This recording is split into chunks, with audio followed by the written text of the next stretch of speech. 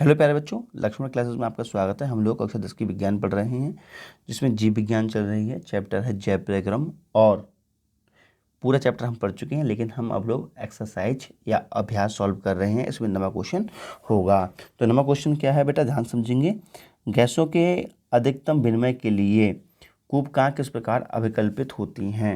तो सबसे पहले तो हमें ये पता होना चाहिए, विनिमय विनिमय का मतलब होता है गैसों के आदान प्रदान के लिए कूपकाएं किस प्रकार अभिकल्पित होती हैं। तो कूपकाएं क्या हैं ये भी समझेंगे हम लोग, ठीक है बेटा। कूपकाएं या वायुकोश एक ही बात होती है। तो इसको समझने के लिए देखो थोड़ा सा समझना पड़ेगा। जैसे हम जब नाक द्वारा ध्यान समझो बेटा, हम नाक द्वारा सांस लेकर दो जरा। जब हम लोग नाक द्वारा सांस लेते हैं तो हम देखते हैं कभी हमारा जो सीना है कभी उठता है कभी दबता है, कभी उठता है कभी दबता है। मतलब सीने में कुछ ऐसी चीज़ें फिट की हुई हैं गुब्बारे जैसी, जो हम सांस ले रहे हैं तो पिचक रही हैं, कभी फूल रही हैं, कभी पिचक रही हैं, कभी फूल रही हैं। तो वो जो गुब्बारे जैसे हैं हमारे फेफड़ों के अंदर, उन्हें हम कूपकाएं कहते हैं। जैसे बेटा हम नाक से सांस ले रहे हैं, ठीक है, वो नाक से कहाँ जा रही है, श्वास नली में जा रही है। और श्वास नली का एक्शन कहाँ है, कूपकाओं से है। तो कूपका कभी फूलती है कभी बंद होती है, ठीक है बेटा। और कूपकाओं पे दो प्रकार की नसें होती हैं, ठीक है, या केशिकाएं होती हैं। देखो बेटा कौन कौन सी, एक ऑक्सीजन वाली और एक ऑक्सीजन रहित। क्लियर। तो बेटा देखो ऐसा है, देखो यहाँ पे ब्लैक कलर की मैंने बनाई है एक। देखो ये ब्लैक कलर दिख रही है आप लोगों को, ये ब्लैक कलर की दिख रही होगी, ये हल्के देखो, समझो बेटा। ये देखो ब्लैक कलर की दिख रही है आप लोगों को, ये क्या है, ये है अशुद्ध रक्त की केशिका, ठीक है। अशुद्ध रक्त की केशिका कह लो, या इसको हम कह सकते हैं अशुद्ध रक्त की नस।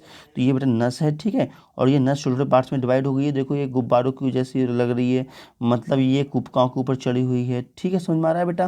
तो ये केशिकाएं कहलाती हैं, ठीक है, अशुद्ध रक्त की केशिकाएं, ठीक है बेटा। अब देखो और रेड रेड जो कलर दिख रहा है ना आपको, ये है शुद्ध रक्त, ठीक है। तो ये बेटा देखो ऐसा है ना, ये कूपकाओं में होता क्या है, कूपकाओं में भरी होती है ऑक्सीजन। तो यहाँ पर काला वाला जो रक्त है वो आता है, और ये कूपकाएं क्या करती हैं, उसको रेड ब्लड में चेंज कर देती हैं, अर्थात उसको ऑक्सीजन दे देती हैं। ऐसा होता है। अब हम इसकी थ्योरी थोड़ी पढ़ लेंगे बेटा, थोड़ा और समझेंगे, थोड़ा एक्सप्लेन करेंगे जरा विस्तार से। जरा देखो इस चित्र को, हमने किसी एक कूपका को बना लिया है इसकी, ठीक है। तो यहाँ पर देखेंगे हमने एक कूपका को बनाया है। अब होता है क्या, ध्यान समझेंगे बेटा। ये एक कूपका बनी हुई है, ठीक है। इसके ऊपर जो अशुद्ध रक्त आ रहा है, क्या हो रहा है, ऑक्सीजन रहित रक्त इसमें आ रहा है। इसके ऊपर जो नली है उसमें, ठीक है, मतलब नस में। अब देखो बेटा ध्यान समझेंगे, ये देखो ऑक्सीजन रक्त रहित आ रहा है, जो ब्लैक कलर से मैंने शो किया है, ये आ रहा है, ये देखो आ रहा है, ये आ रहा है, ध्यान समझेंगे, ठीक है। अब क्या है, कूपका के अंदर वायु भरी हुई है। वायु में बेटा CO2 की सांद्रता कम होती है और ऑक्सीजन ज़्यादा होती है, ठीक है। लेकिन ऑक्सीजन में क्या, जो मतलब ये जो रक्त आ रहा है इसमें क्या है, CO2 गैस ज़्यादा है। तो होता है क्या कि CO2 गैस की मात्रा इस रक्त में ज़्यादा है, और जो वायु कोश है इसमें CO2 कम है। तो होता है क्या, ये काले वाले जो गुल्ले दिखाई दे रहे हैं, ये देखो सारे के सारे क्या होते हैं, वायु में चले जाते हैं। अर्थात CO2 गैस कहाँ चली जाती है, वायु में। और जो ऑक्सीजन होती है वो आ जाती है इधर, ऑक्सीजन आती है बेटा इसमें रक्त में, ठीक है, समझ में आ रहा है। तो ये रक्त कैसा हो गया, ये हो जाएगा रेड कलर का हो गया, ऑक्सीजन युक्त हो गया। देखो रेड कलर का, देखो यहाँ से यहाँ तक काला कलर का दिखाया है मैंने, यहाँ से यहाँ तक रेड कलर का, समझ में आया बेटा, क्लियर हो पाया आप लोगों के। देखो बेटा ये है ऑक्सीजन रहित रक्त, इसमें आ रहा है, ठीक है। तो ये क्या चीज़ है, ये हरे कलर दिखाई है, ये हरे कलर मतलब काली कलर। तो ये चीज़ें हैं तो काली काली काली कलर, और देखो रेड हो रहा है ये।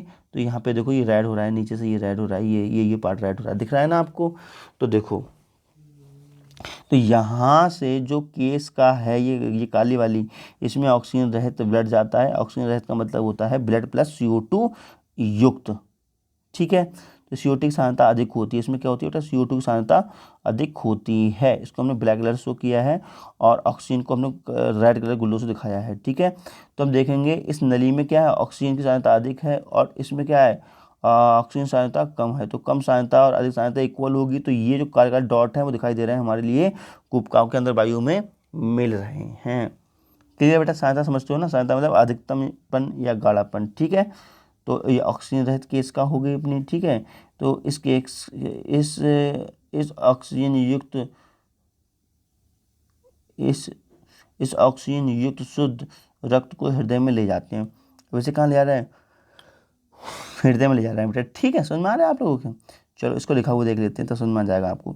जब हम नाक से सांस लेते हैं तब ये फुफ्फुस या लंग्स में जाती है या फेफड़ों में जाती है। लंग्स के अंदर अनेक छोटी छोटी नलियाँ होती हैं जो वृत्त के गुब्बारे जो कि कैसे होती हैं, जो बेटा अंत में, हाँ, जो अंत में गुब्बारे की संरचना बनाती हैं, जिन्हें कूपकाएं कहते हैं। समझ में आया बेटा? इन कूपकाओं में वायु भरी होती है और इन कूपकाओं के ऊपर रुधिर केशिकाओं का एक जाल फैला होता है, जिसे ऑक्सीजन रहित रुधिर प्रवाहित किया जाता है, जिसमें ऑक्सीजन रहित रुधिर क्या होता है बेटा? प्रवाहित किया जाता है। ठीक है, तो अब देखेंगे अगले।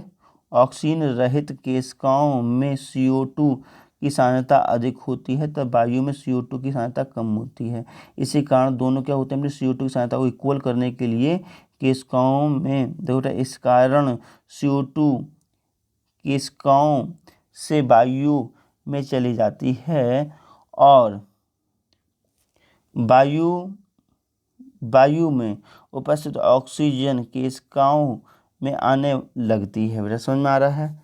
ठीक है, और फिर लिखा है जिससे ब्लड शुद्ध होने लगता है और ये शुद्ध ब्लड ऑक्सीजन युक्त केशिकाओं से होता हुआ हृदय में चला जाता है। बेटा एक्स्ट्रा ध्यान देंगे, हमेशा अधिक सांद्रता वाली चीज़ कहाँ जाती है? कम सांद्रता वाली में जाती है। तो केशिकाएं जो है ना, उसमें CO2 मात्रा अधिक है और जो मतलब आपके गुटखा है उसमें ऑक्सीजन की मात्रा थोड़ी अधिक है। ठीक है, अगला क्वेश्चन देखते हैं। चलो अगला क्वेश्चन ये है, हमारे शरीर में हीमोग्लोबिन की कमी के कारण क्या परिणाम हो सकते हैं? तो हमारे शरीर में हीमोग्लोबिन हमारे शरीर में ऑक्सीजन का वहन करता है। यदि लाल रक्त कण का RBC में इसकी मात्रा कम हो जाती है तो शरीर के अंगों की सुचारू रूप से ऑक्सीजन नहीं मिल पाती, जिससे भोजन का ऑक्सीजन पूर्णतः नहीं हो पाता है। बेटा ठीक है,